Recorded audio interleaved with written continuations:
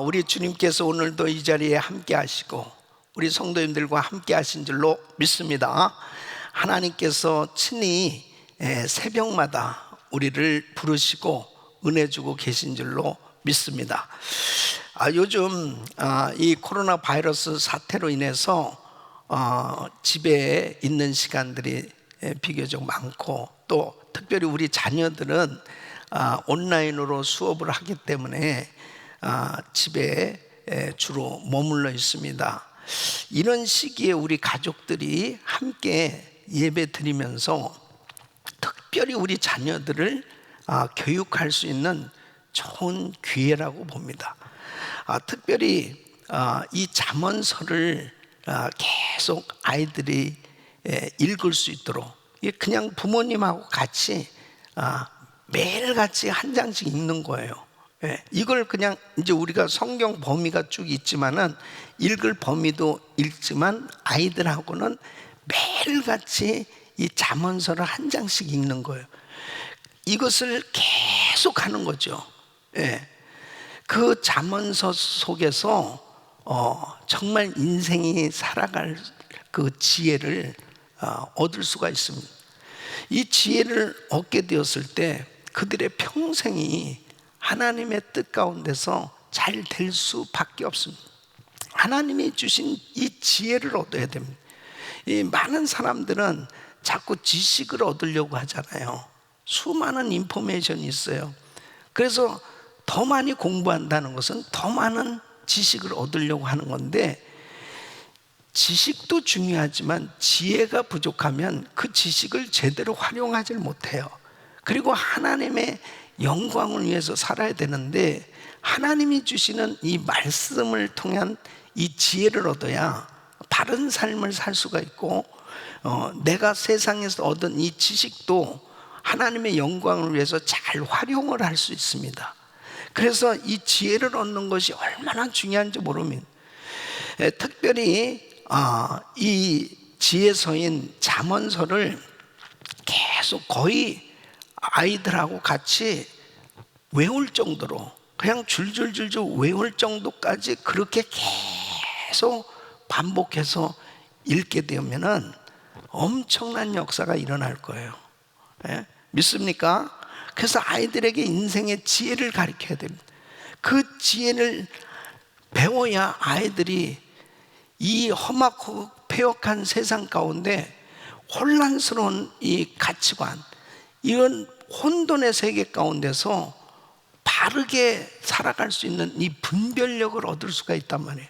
그래서 이 지혜서인 이 잠언을 계속 읽는 시간을 갖는 것은 참 중요합니다. 그냥 뭐 특별히 가르칠 것도 없죠. 그냥 읽으면 되니까. 읽으면 이 말씀 속에 함축된 내용들이 담겨져 있고, 성령님께서 그 말씀을 읽는 가운데 깨닫게 해주셔야 그 말씀을 실천할 수 있으니까 그냥 같이 읽고 기도하는 거예요. 그래서 또 뭐 부모님들은 한국말로 읽고 자녀들은 영어로 읽고, 그렇게 하면서 계속 읽는 거예요. 그러면 성령님께서 그 가운데 역사해 주실 것입니다. 이 솔로몬도 역시 부모의 마음으로 자녀들을 교육시키길 원했고, 자녀뿐 아니라 이스라엘 백성들에게 이 지혜를 잘 기록해서 전달하기를 원했던 것이죠. 그래서 잠언 4장은 이 솔로몬은 계속해서 지혜를 배워 순종하기를 강조하고 있습니다. 자, 1절로 3절 보면 자신도 아버지 다윗에게서 배운 이 지혜를 따라서 순종하며 살았다고 그렇게 고백하는 것입니다. 아들들아, 아비의 훈계를 들으며 명철을 얻기에 주의하라. 내가 선한 도리를 너에게 전하노니 내 법을 떠나지 말라. 나도 내 아버지에게 아들이었으며 내 어머니 보기에 유약한 외아들이었노라. 그래서 제발 아버지의 이 지혜를 따라서 순종하고 살라는 거예요. 그러면 이 파멸에서 보호를 받고 삶이 형통하고 심지어 장수하게 될 것이다. 지혜를 따라 사는 열매들을 4절에서 12절까지 열거를 하고 있습니다. 자, 우리 한번 같이 읽어보겠습니다. 아버지가 내게 가르쳐 이르기를 내 말을 내 마음에 두라. 내 명령을 지키라. 그리하면 살리라. 지혜를 얻으며 명철을 얻으라. 내 입의 말을 잊지 말며 어기지 말라. 지혜를 버리지 말라. 그가 너를 보호하리라. 그를 사랑하라. 그가 너를 지키리라. 지혜가 제일이니 지혜를 얻으라. 내가 얻은 모든 것을 가지고 명철을 얻을지니라. 그를 높이라. 그리하면 그가 너를 높이 들리라. 만일 그를 품으면 그가 너를 영화롭게 하리라. 그가 영화로운 관을 내 머리에 두겠고 영화로운 면류관을 내게 주리라 하셨느니라. 내 아들아 들으라. 내 말을 받으라. 그리하면 내 생명의 해가 길리라. 내가 지혜로운 길을 내게 가르쳤으며 정직한 길로 너를 인도하였은즉 다닐 때 내 걸음이 공고하지 아니하겠고 달려갈 때 실족하지 아니하리라. 솔로몬은 악인의 길을 피하라는 것입니다.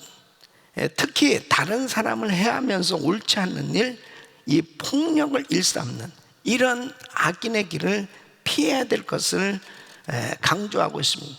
그래서 14절로 17절 보면 사악한 자의 길에 들어가지 말며 악인의 길로 다니지 말지어다. 그의 길을 피하고 지나가지 말며 돌이켜 떠나갈지어다. 그들은 악을 행하지 못하면 자지 못하면 사람을 넘어뜨리지 못하면 잠이 오지 아니하며 불의의 떡을 먹으며 강포의 술을 마심이니라. 결국 하나님의 지혜는 많은 생명을 주는 거든. 그러니까 이 세상 지혜는 수단과 방법을 가리지 않고 가르치는 지혜라면 바로 하나님의 지혜는 악을 멀리하는 것이다. 그래서 결국 바로 그렇게 하나님의 지혜를 쫓아가면 생명을 얻을 뿐 아니라 그 삶의 길이 더욱 빛나고 안전하고 평안하게 될 것이다 강조하고 있어요. 18절로 19절 보면 의인의 길은 돋는 햇살 같아서 크게 빛나 한낮의 광명에 이르거니와 악인의 길은 어둠 같아서 그가 걸려 넘어져도 그것이 무엇인지 깨닫지 못하느니라. 솔로몬은 또 지혜로 마음을 지키라고 말씀합니다. 23절 우리 같이 한번 읽겠습니다. 시작. 모든 지킬 만한 것 중에 더욱 내 마음을 지키라. 생명의 근원이 이에서 남인. 이 마음, 이 원어로 랩이라고 하는 이 단어는 우리가 생각하고 느끼고 판단하는 이 속사람입니다. 속사람.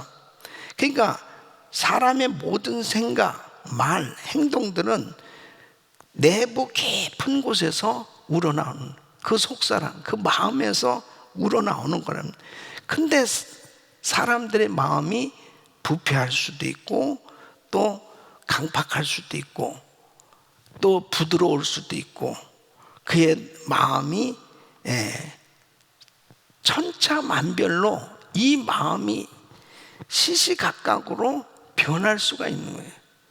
어떤 마음을 품었느냐 결국 그것이 행동으로 나타난단 말이에요.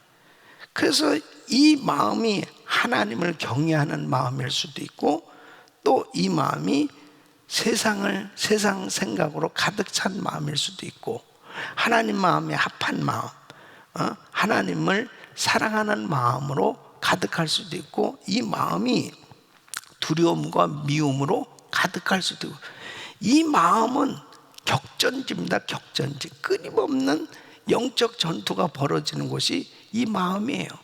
그래서 이 마음을 잘 관리하는 것이 얼마나 중요한지 모릅니다.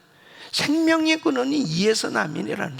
결국 내 마음에 계속해서 미움, 시기, 질투 이런 것들로 가득 차 있으면 마음이 편할 수가 없어요. 마음이 불안할 수밖에 없어요. 그러니까 두려운 마음을 갖게 된 사람은 평안할 수가 없잖아요. 그러니까 이 마음이 어떠하냐가 너무너무 중요한 거예요. 이 마음이 하나님을 경외하고 하나님을 사랑하고 하나님께서 주시는 그 믿음으로 충만해서 담대한 심령을 가지고 하나님을 영화롭게 해드리고자 하는 그 마음으로 충만할 때 바로 그 마음이 결국 하나님을 기쁘시게 하는 신앙생활로, 그리고 아름다운 삶으로 나타나게 되는, 그래서 이 마음 지키라는 것입니다. 특별히 요즘 코로나 바이러스 사태 가운데 엎친 데 겹친 격으로 또 이 미국의 이 시위로 인해서 혼란스럽습니다. 폭동 일어나지 않도록 그렇게 기도하고 있는데요, 너무너무 세상이 혼란스러운, 그래서 또 노스 쪽에는 또 지진까지 난 거예요.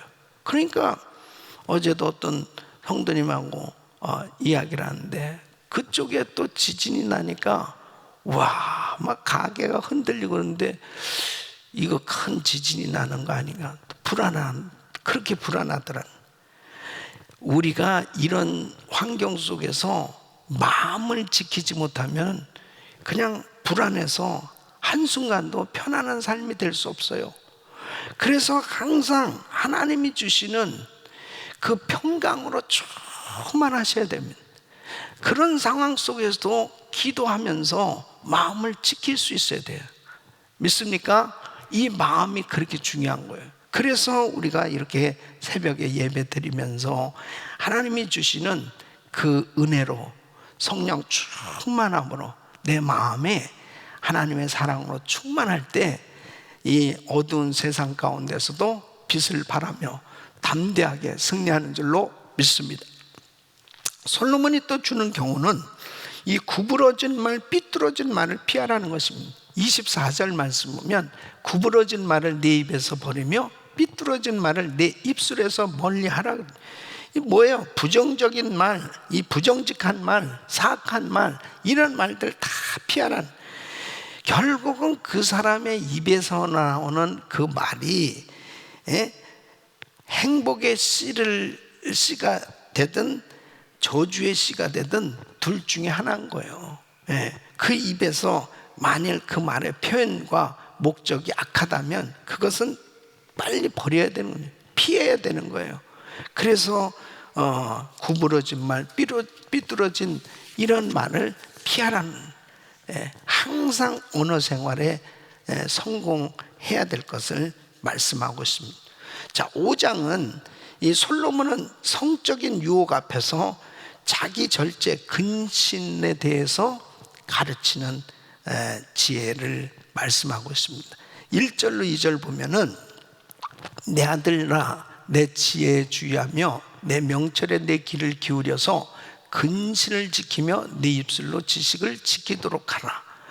당시 이스라엘 백성들이 참 이 간음하는 이런 유혹들이 참 많이, 어느 사회든 어느 나라든 어느 시대든 이 간음하는 이 유혹은 항상 있었던 거죠. 그래서 이 아버지 다윗에게 있어서 치명적인 그런 실수가 바로 이 간음죄란 말이에요. 그래서 이런 이 간음은 처음에는 달콤하게 그렇게 다가오기 때문에 사람들이 거기 넘어가는 거 아니겠어요? 그러나 결국 패가 망신하고 멸망의 길로 가게 되는 거죠. 그래서 3절로 6절에 그렇게 말씀하고 있는, 대저 음녀의 입술은 꿀을 떨어뜨리며 그의 입은 기름보다 미끄러우나 나중은 쑥같이 쓰고 두 날 가진 칼같이 날카로우며 그의 발은 사지로 내려가며 그의 걸음은 스올로 나아가나니 그는 생명의 평탄한 길을 찾지 못하며 자기 길이 든든하지 못하여도 그것을 깨닫지 못하느니라. 결국 나중에는 이 간음한 그 결과는 사회적 명예를 파괴시키고 그리고 생명을 짧게 하고 재물 탕진의 지름길이 될 것을 말하고 있습니다. 9절로 10절 보면 9절로 10절 두렵건대 내 존영이 남에게 잃어버리게 되며 내 수완이 잔인한 자에게 빼앗기게 될까 하노라. 두렵건대 타인이 내 재물로 충족하게 되며 내 수고한 것이 외인의 집에 있게 될까 하노라. 그러니까 결국 다 이런, 나중에는 후회 한탄만 가득하게 될 거라는 거지. 이 11절로 14절 보면 두렵건대 마지막에 이르러 내 몸, 내 육체가 쇠약할 때에 내가 한탄하여 말하기를 내가 어찌하여 훈계를 싫어하며 내 마음이 꾸지람을 가벼이 여기고 내 선생의 목소리를 청종하지 아니하며 나를 가르치는 이에게 귀를 기울이지 아니하였던고 많은 무리들이 모인 중에서 큰하게 빠지게 되었노라 하게 될까 염려하는. 그러니까 솔로몬은 무엇가 지혜냐? 결국 자기 배우자, 자기 배우자와의 아름다운 성관계로 만족해야 된다. 부부관계로 정상적인 부부관계를 통해서 하나님의 허락하신 가정에 정상적인 부부관계를 통해서 만족하며 살라는 것입니다. 절대로 간음죄를 저지르면 나중에는 아주 후회 막심해. 그러니까 모든 걸 다 잃어버려. 계속해서 미국이든 한국이든 할 것 없이 참 저명 인사들 가운데 정말 그렇게 그 위치까지 올라가기까지 얼마나 힘들었겠어요. 얼마나 공부를 많이 하고 얼마나 노력하고 얼마나 수고하고 애써서 그 자리까지 올라가요. 그냥 한순간에 요즘 성추행이라든지 이러한 일들이 그냥 드러나면서 한순간에 그 명예가 다 실추되고 그 집안이 그냥 엉망이 되어지는 거예요. 자기 인생 다 망치는 거죠. 배가 망신한단 말이에요. 그래서 자기 배우자와의 성관계, 이 가정의 화목, 이것은 너무너무 중요하다는. 탐욕을 부리지 말라니. 그 탐욕이 바로 남의 아내를 다른 그 가정의 배우자를 바라보는, 이것이 결국은 탐욕을 가짐으로 죄를 짓는. 그래서 자기 배우자로 만족하고 감사하고 사랑하며 살라고 말하고 있습니다. 15절로 17절. 너는 내 우물에서 물을 마시며 내 샘에서 흐르는 물을 마시라. 이 부부관계를 얘기하는 거예요. 어찌하여 내 샘물을 집 밖으로 넘치게 하며 내 도랑물을 거리로 흘러가게 하겠느냐. 그 물이 내게만 있게 하고 타인과 더불어 그것을 나누지 말라. 간음죄를 저지르지 말라는 것입니다. 그래서 고린도전서 7장 5절에 이렇게 말씀하고 있어요. 서로 분방하지 말라. 다만 기도할 틈을 얻기 위하여 합의상 얼마 동안은 하되 다시 합하라. 이는 너희가 절제 못함으로 말미암아 사탄이 너희를 시험하지 못하게 하려 하면. 그러니까 기도하기 위해서 어떤 일정한 기간을 두고 내가 이런 금식을 한다든지 뭘 해야 되겠습니다 하고 분방하는 수도 있는데, 그러한 목적이 없이 분방하게 되어졌을 때는 영락없이 그 분방을 왜 하겠어요? 다툼이 생겨진 거죠. 불화가 생겨진 거죠. 그러니까 부부지간에 불화가 생겨져서 각방을 쓰게 되면 결국 사탄이 그 가운데 틈탄다네. 그 사탄이 틈타는 것 가운데 한 가지가 뭐냐면 성적인 죄를 짓게 만든다는 거예요, 인간이. 그러니까 건강한 남자, 건강한 여자에게는 이 성관계가 굉장히 중요하다면, 그러니까 결국 거기에 문제가 생겨지는. 그러니까 사탄이 틈을 타니까 자꾸 다른 사람을 엿보고, 그 다음에 쓸데없는 음란물을 자꾸 보게 되고, 그러다 보니까 결국 넘어지게 되는. 그러니까 결국 그 일로 인해서 뭐예요? 가정이 깨지잖아요. 가정이 깨지는데 가장 큰 피해를 입는 것은 자녀입니다. 자녀는 아무 죄가 없는 거예요. 그런데 자기 엄마 아빠가 헤어지니까 아이들은 그냥 자연스럽게 그 말할 수 없는 상처를 입게 되는 겁니다. 그래서 가정이 정말 화목하고 아름답게 그렇게 지내도록, 이것은 특별히 요즘 이 코로나 바이러스 사태로 인해 가지고 가정에서 부부가 같이 함께 지내는 시간이 많잖아요. 이럴 때 둘 중에 하나예요. 화목한 가정이 될 수도 있고 불화한 가정이 될 수도 있어요. 그러니까 불화하면은 그 얼마나 지옥같이 되는 거예요. 그러니까 계속 사탄이 역사하는. 화목해야 됩니다. 그래서 오늘부터 이 싸우고서 분방한 가정은 합방하시길 바랍니다. 예수 이름으로 합방할지어다. 꼭 그렇게 하세요. 아멘이죠. 내가 얘기하는 거 아니에요. 성경이 말씀하는, 성경이 너무너무 중요한 거라니까. 배우자를 귀하게 여기고 사랑하고 기뻐해야 됩니다. 그 18절로 20절 말씀. 내 샘으로 복되게 하라. 내가 젊어서 취한 아내를 즐거워하라. 그는 사랑스러운 암삽승 같고 아름다운 암노루 같으니 너는 그의 품을 항상 족하게 여기며 그의 사랑을 항상 연모하라. 내 아들아, 어찌하여 음녀를 연모하겠으며 어찌하여 이방 계집의 가슴을 안겠느냐. 절대로 간음죄 저지르지 말라는 거예요. 가정에 서로 아내와 남편을 소중하게 여기고 화목해야 될 것을 말씀합니다. 이런 사랑의 마음이 생기려면 성령님의 도우심이 필요해요. 그래서 내가 성령 충만하면 정말 내 아내가 사랑스럽고 내 남편이 사랑스러워져요.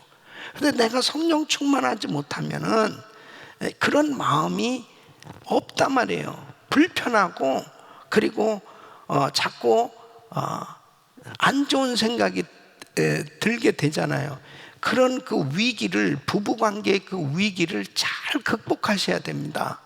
그래서 계속해서 좋은 말을 사용하는 게 너무너무 중요하죠. 정말 격려의 말, 칭찬의 말, 사랑의 말, 감사의 말, 그러면서 그 서로 좋은 관계를 만들 때, 그리고 정말 특별히 이렇게 요즘은 거리두기로 인해 가지고 사람들과의 관계도 참 이렇게 어렵잖아요. 그럴수록 더 가정은 화목하고 행복하고 그런 화목한 아름다운 가정을 이루시기를 예수 이름으로 축원합니다. 그래서 하나님이 정하신 바른 길, 이 성적 순결의 길을 저버린 자는 결국 자기 행한 일에 고통을 당하고 망하게 된다는 거예요. 21절로 23절.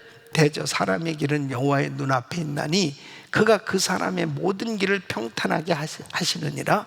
악인은 자기의 악에 걸리며 그 죄의 줄에 매이나니 그는 훈계를 받지 아니함으로 말미암아 죽겠고 심히 미련함으로 말미암아 혼미하게 되는. 근데 참 안타까운 것은 결국 이 솔로몬이 자기 인생의 말년에 참 이렇게 살았어야 되는데 자기는 결국 말년에 1000명의 후궁을 드렸다고. 여자는 아주 그냥 완전히 말씀하고는 상관없이 그냥 막 살아버린 거예요. 그러니까 결국 이 말씀 그대로 패가 망신했죠. 그래서 사실은 자기 아들 르호보암은 어떤 면에서 보면 솔로몬은 아버지 다윗 때문에 그래도 자기 시대에는 하나님이 너무너무 진노하셨어요. 우상 숭배까지 했으니까 결국 말년에. 그런데 그래도 다윗 때문에 솔로몬 때는 그냥 넘어가 준 거예요. 그러나 네 나라가 둘로 나눠질 거라 그랬습니다. 그리고 결국 솔로몬 때 북이스라엘과 남유다로 나눠지고, 그리고 나라가 쪼그라들어 버리고, 그리고 망하게 됐잖아요. 그 원인 제공을 결국 솔로몬이 하고 맙니다. 그러니까 이 신앙생활은 끝까지 잘해야 되는 거예요. 그러니까 저와 우리 성도님들은 천국 갈 때까지 붙들어야 될 건 뭐예요? 말씀입니다. 말씀. 이 말씀 붙들고 그냥 끝까지 어느 누구도 자신할 수 없어요. 저도 마찬가지잖아요. 어느 누구도 자신할 수 없어요. 예. 솔로몬도 이렇게 가르쳤는데 자기가 넘어진 거예요. 예? 그러니까 어느 누구도 자신할 수 없는, 주님이 도와주셔야 됩니다. 그래서 끝까지 하나님 말씀 붙들고 여러분에게 허락한 가정 어떻게든지 잘 지키셔야 되고, 어떻게든지 잘 화목하고 행복한 가정 이루어야 되고, 그건 서로 노력해야 돼요. 저절로 되지 않습니다. 우리 신앙생활은 이제 구원은 받았지만 천국 가는 그날까지는 노력해야 되는 거예요. 하나님 주신 은혜를 잘 유지하도록. 할렐루야. 자, 6장은 그 첫 번째 주는 지혜는 재정에 관한 겁니다. 재정에 대해서 담보를 쓰거나 이 보증 쓰지 말라는 거예요. 그래서 1절로 2절 보면, 내 아들아, 내가 만일 이웃을 위하여 담보하며 타인을 위하여 보증하였으면 내 입의 말로 내가 얽혔으며 내 입의 말로 인하여 잡히게 되었다. 한국 사람들은 이 정문화예요, 정. 그래서 가족이나 친구들이 좀 사업하는데 코사인 좀 해줘. 이거 꼭 필요한데 좀 보증 좀 해주시오. 그러면 그거를 진짜 안 할 수가 없는 거예요. 그 마지못해서 코사인을 해주고 보증을 쓰고 담보를 했다가 결국은 집까지 다 날아가고, 그냥 나중에는 그 일로 인해서 가정까지 파괴되고, 그리고 신세 망치는 사람들이 얼마나 많은지 모르면 그렇게 될 줄 몰랐던 거죠. 그렇게 될 줄. 어떤 분들은요, 진짜 어마어마하게 많은 재산이 있었는데 보증서 가지고 그냥 싹 다 날아갔습니다.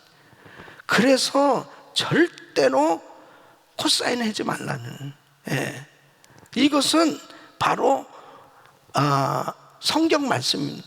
그럼 어떻게 하냐? 내가 도울 수 있으면 그냥 돈을 주든지, 아니면은 진짜 내가 책임을 질 그 정도까지, 그 정도는 내가 그냥 준다고 생각하고 아예 책임을 질 만한 것이면은 하셔도, 자기가 책임지지도 못할 것 같으면 절대 하면 안 된다는 거예요. 그래서 교인들끼리 돈거래 하면 절대 안 됩니다. 돈거래 하면 재정 서고 돈거래하고 보증 쓰고, 이것은 결국 교회를 시험 들게 만들어요. 나중에 꼭 거기에 사탄이 역사한단 말이에요.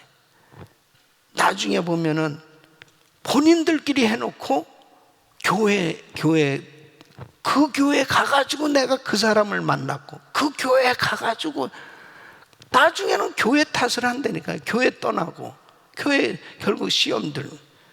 3절로 5절, 내 아들아, 내가 내 이웃의 손에 빠졌은즉 이같이 하라. 너는 곧 가서 겸손히 내 이웃에게 간구하여 스스로 구원하되, 내 눈을 잠들게 하지 말며 내 눈꺼풀을 감기게 하지 말고, 노루가 사냥꾼의 손에서 벗어나는 것 같이, 새가 그물 치는 자의 손에서 벗어나는 것 같이 스스로 구원하지 말라는 거예요. 두 번째는, 그래서 절대 우리 성도님들 코사인하고 그리고 돈거래하고 이런 것으로 인해서 시험에 빠져서는 안 됩니다. 이런 거 하시면 안 돼, 절대. 그리고 나중에 그것을 통해서 하나님 영광 가리는 일이 생겨지면 없으면 없는 대로 살고, 그 가운데서 막 더 기도하고 그것을 극복해 나가고, 진짜 도와주려면은 아까도 말씀드린 대로 자기가 할 수 있는 범위까지만 하시면 돼요. 그 이상을 요구하지도 말고 그 이상을 내가 해서는 안 된다는 거예요. 이것을 말씀하고 있습니다. 두 번째 지혜는 근면입니다. 근면. 개미에게 배우라는 것입니다. 자, 6절로 8절 보면, 게으른 자여 개미에게 가서 그가 하는 것을 보고 지혜를 얻으라. 개미는 두령도 없고 감독자도 없고 통치자도 없으되 먹을 것을 여름 동안에 예비하며 추수 때의 양식을 모으느니라. 그러니까 개미는 여름 내내 먹을 것을 준비하고 추수 때 양식을 모으는, 진짜 얼마나 부지런하냐 이거예요. 그러니까 게으른 사람에 대해서 이렇게 풍자하면서 결국 게으르면 가난해질 수밖에 없다는 거예요. 9절로 11절 보면 게으른 자여 내가 어느 때까지 누워 있겠느냐, 내가 어느 때 잠이 깨어 일어나겠느냐. 좀 더 자자, 좀 더 졸자, 손을 모으고 좀 더 누워 있자 하면 내 빈궁이 강도같이 오며 내 곤핍이 군사같이 이르리라. 오늘 새벽에도 약간 늦게 일어나서 딱 틀었는데 이 성경 구절이 나와. 좀 더 자자, 좀 더 졸자. 어쨌든 새벽 기도에 나오셔서 이렇게 말씀 듣고 또 기도하고 하시는 여러분들은 축복이에요. 예. 부지런해야 돼, 부지런해야 돼. 신앙생활은 부지런해야 돼. 왜 그래요? 시간이 없습니다. 시간 낭비해서는 안 돼요. 예? 정말 한 번 가면 다시 오지 않는 이런 세월들 속에, 특히 요즘 이런 비상사태 가운데 더더욱 그러잖아요. 어떻게 나에게 준 이 소중한 시간을 잘 만들까? 그렇게 부지런히 수고하는 사람은 반드시 자기의 삶을 허송세월하게 지낸 사람하고 달리 가치 있고 보람된 인생을 만들어 옵니다. 같은 시간이 주어졌는데, 그래서 우리가 하나님 앞에 이 시간의 청지기, 이 잘 시간을 낭비하지 말고 사용하자 하는 겁니다. 또 불량하고 악한 자를 조심하라고 말합니다. 이런 사람들 가까이 하지도 말고, 만일 가까이 하면은 망하고 손해 본다는 거예요. 어떤 사람들이에요? 12절로 15절. 불량하고 악한 자는 구부러진 말을 하고 다니며 눈짓을 하며 발로 뜻을 보이며 손가락질을 하며 그의 마음에 폐역을 품으며 항상 악을 꾀하여 다툼을 일으키는 자라.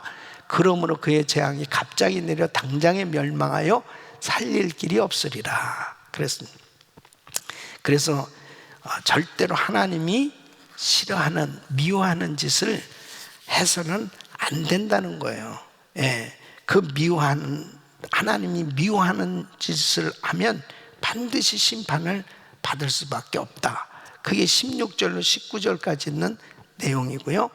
그것은 좀 이따 하고, 솔로몬은 다시 이 지혜의 교훈을 잘 지키라고 재차 강조를 합니다.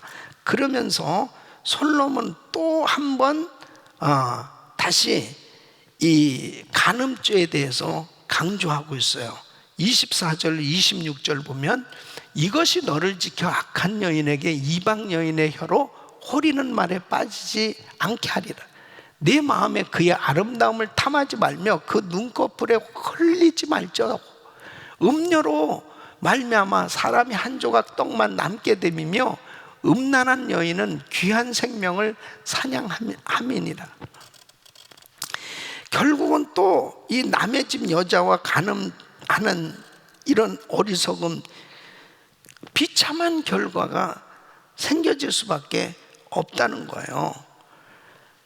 이 정도면 괜찮겠지 하고 말씀을 무시하고 간음하다 보면 반드시 하나님의 심판을 받게 된다. 27절로 29절. 사람이 불을 품에 품고서야 어찌 그의 옷이 타지 아니하겠으며 사람이 숯불을 밟고서야 어찌 그의 발이 되지 아니하겠느냐. 남의 아내와 통간하는 자도 이와 같을 것이라. 그를 만지는 자마다 벌을 면하지 못하리라. 결국은 재정적인 타격뿐 아니라 사람들의 멸시도 받게 된다. 30절로 31절. 도둑이 만일 줄일 때 배를 채우려 도둑질하면 사람이 그를 멸시하지는 아니하려니와. 들키면 7배를 갚아야 하는, 심지어 자기 집에 있는 것을 다 내주게 되리라는. 더 무서운 것은 영혼 망치고 분노와 미움을 당하게 된 32절로 35절. 여인과 간음하는 자는 무지한 자라. 이것을 행하는 자는 자기의 영혼을 망하게 하며 상함과 능욕을 받고 부끄러움을 씻을 수 없게 되나니, 남편이 투기로 분노하여 원수 갚는 날에 용서하지 아니하고 어떤 보상도 받지 아니하며 많은 선물을 줄지라도 듣지 아니하는. 간음죄는 결국 모든 것 다 잃어버리게 된다는 것을 강조하고 있습니다. 그래서 특별히 정말 우리 자녀들은 정말 건강한 가정을 이룰 수 있는 그런 꿈을 줘야 돼요.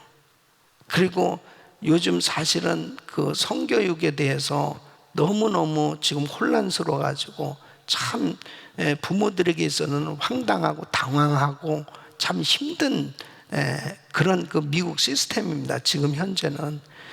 그래서 이것을 성경을 통해서 가르치는 것이 얼마나 중요해요. 그래서 우리 교회에서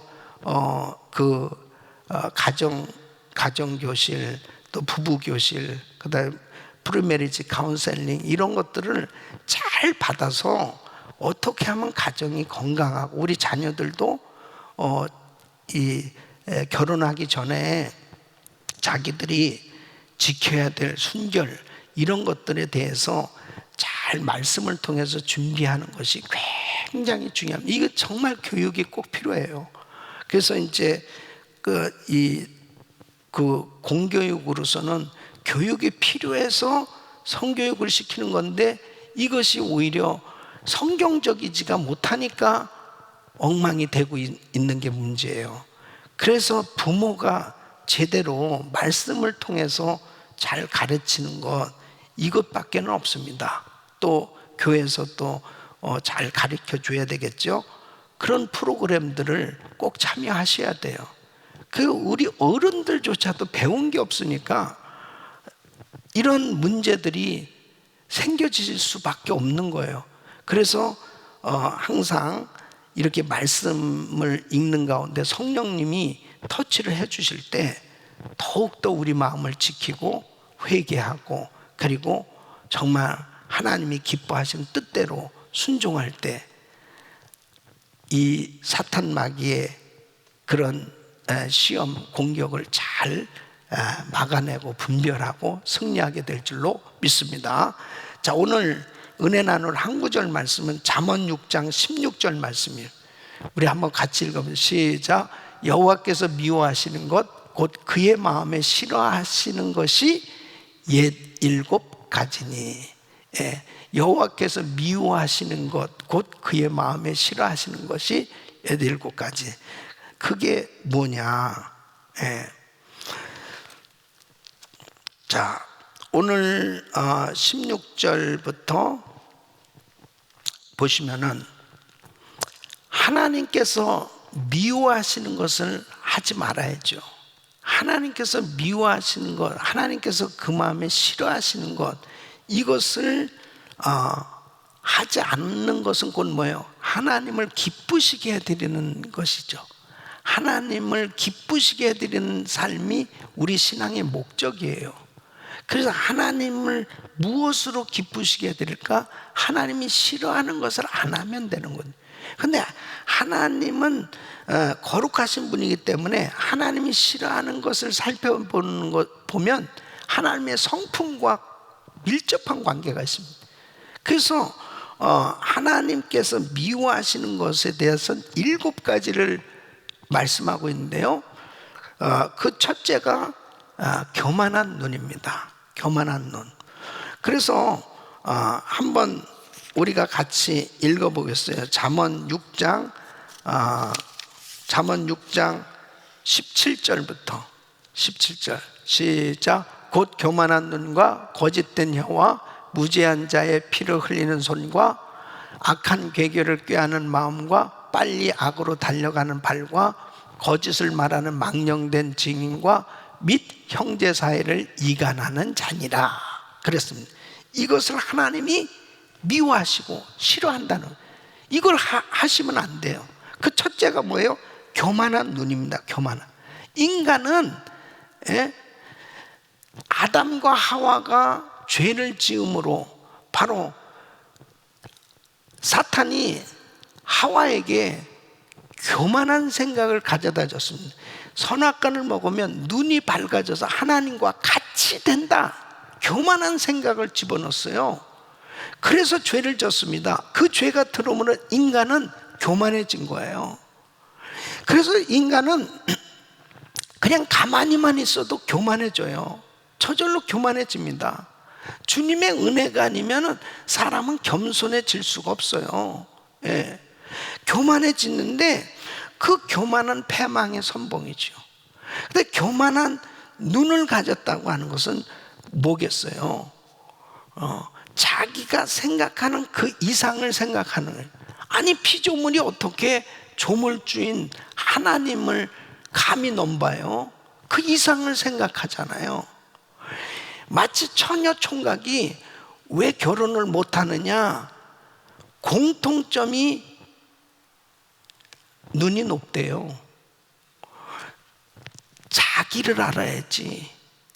자기는 다른 사람보다 더 우월하다고 생각하고 있을 때 눈이 높다고 생각하는 거 아니에요? 그죠? 그러니까 빌립보서 2장 3절에 보면 아무 일에든지 다툼이나 허용으로 하지 말고 오직 겸손한 마음으로 각각 자기보다 남을 낮게 여기고. 그러니까 겸손하게 되면 다른 사람을 나보다 낮게 여기는, 이게 겸손이에요. 근데 교만한 눈을 가지면 사람이 안 보여요. 다 우습게 보이는 거예요. 다 우습게, 집까짓게. 아이고, 집까짓게. 그렇게 하니까 결국 하나님의 마음을 아프게, 하나님이 가장 싫어하는 그래서 우리는 교만한 눈이 아니고 겸손한 눈을 가져야 돼요. 따라서 겸손한 눈을 갖자. 겸손한 눈. 그래서 우리 형제 자매들도, 결혼을 안 하는 형제 자매들도 너무 눈을 높이면 안 돼. 계속 기도하면은, 아유, 내가 부족한데 이런 신랑을 만나고 이런 신부를 만나고, 정말 나는 복이야, 나는 복이야, 이렇게 살아야지 그게 행복한 거지. 아이고, 내 이런 사람하고 내가 뭐가, 내가 갑자기 오늘 새벽부터 겸손한 마음을. 우리 예수님 마태복음 11장 29절 말씀, 나는 마음이 온유하고 겸손하니. 우리 예수님은 하나님인데 하나님과 동등됨을 취하지 아니하여 자기를 비워 종의 형체로 이 땅에 오셨다니까요. 예수님을 우리는 본받아서 자신을 낮춘, 은혜 받으니까 뭐예요? 아유, 내가 짓게 어떻게 이렇게 구원을 받아서, 어떻게 천국 받았어, 어떻게 이렇게 목사가 된 거야? 아이고, 부족하게 짝이 없는 내가 어떻게 이렇게 귀한 성도들을 섬기게 됐지? 너무 감사합니다. 겸손해질 때 하나님이 기뻐하시지, 교만한 눈을 가지면 절대 하나님이 싫어하십니다. 다 오늘 이제 설교 끝나고 이제 다 봐야 돼요. 거울 보면서 내가 교만한 눈인가 겸손한. 두 번째, 거짓된 혀. 하나님은 진리이기 때문에 거짓을 미워하는 거예요. 시편 101편 7절에 거짓을 행하는 자는 내 집안에 거주하지 못하며 거짓말하는 자는 내 목전에 서지 못하는. 하나님이 오지 못하시게 한대요, 거짓말하는 사람. 왜? 거짓말하는 자는 하나님도 속일 수 있다고 착각하고 있기 때문에. 하나님 앞에서도 거짓말하는 거예요. 근데 하나님은 속일 수 있습니까? 그러니까 사도행전 5장에 보면 아나니아 삽비라가 땅을 팔았어요. 남편이 땅 팔았죠. 아나니아 땅 팔았어요. 그래가지고 이걸 하나님께 바치기로 작정을 했는데 싹 일부를 숨겼단 말이에요. 아내도 알더라 그랬어요. 부부가 다 알았어요. 그래서 딱 갖다 맞췄는데 베드로가 이게 전부냐? 예. 8절 보면 그랬습니다. 예. 베드로가 이래 그 땅 판값이 이것뿐이냐? 내게 말하라 하니 네 이것뿐이니. 근데 그 아나니아가 죽고 난 후에 삽비라가 3시간 후에 왔어요. 그걸 몰랐어요. 남편 죽은 줄 몰랐어요.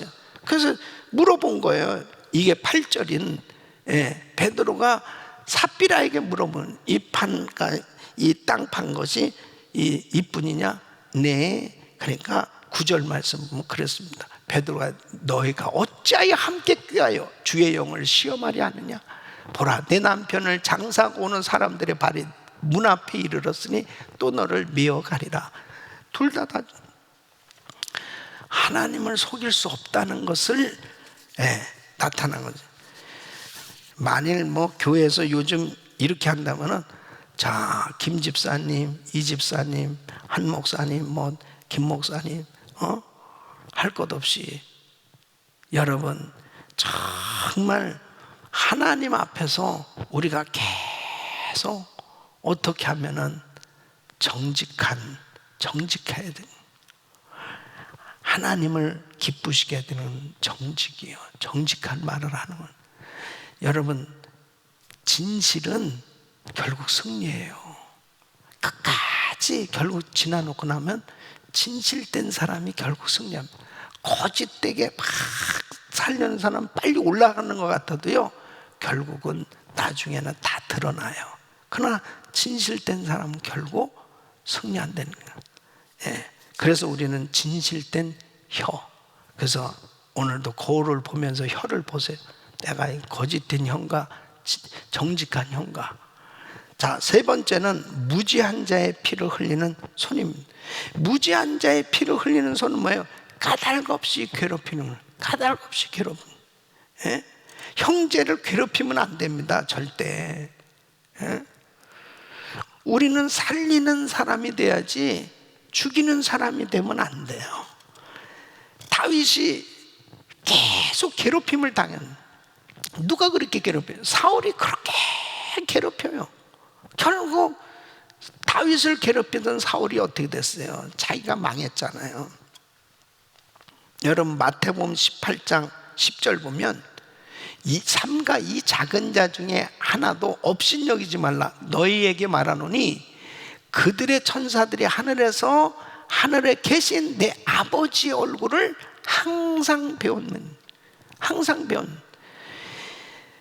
여러분이 만일 한 목사님을 아이고 한 목사님 이러잖아요. 이렇게 저를 막 이렇게 우습게 알고 그러면은 내 천사가 항상 하나님을 배우고 있는 걸 아셔야지. 김 형제가 한 목사님을 막 그렇게 그냥 괴롭히네요. 그럼 주님이 어떻게 보시겠어요? 너 왜 그래? 제가 만일 김 집사님을 막 이렇게 힘들게 하면은 김 집사님을 섬기는 천사가요 항상 주님을 배우고 있다니까요. 저 한 목사 왜 저러지? 김 집사를 왜 이렇게 힘들게 해? 그러면은 주님이 나를 손보실 수도 있어. 그러니까 항상 하나님이 기뻐하시는 것은 다른 사람을 어떻게 하면 격려하고 세워주고 살리려고 해야 된다니까. 자기의 유익이 아니고 타인의 유익을 위해서 살려고 그래요. 요즘 세상 보십시오. 미네아폴리스에서 일어난 사건이 바로 그거 아니에요. 백인 경찰이 무릎으로 그 목을 눌러가지고 죽인 사건 때문에 지금 난리 아니에요. 사실 나중에 보니까 또 그들이 또 다 서로 아는 관계였더구만. 그러니까 뭐가 있었겠죠. 그러나 중요한 것은 경찰 본연의 이 의무를 저버린 짓이에요. 그러니까 이 세상이 참 그렇습니다. 뭔가 원한 관계가 있거나 안 좋은 그냥 다른 사람들 그냥 쉽게.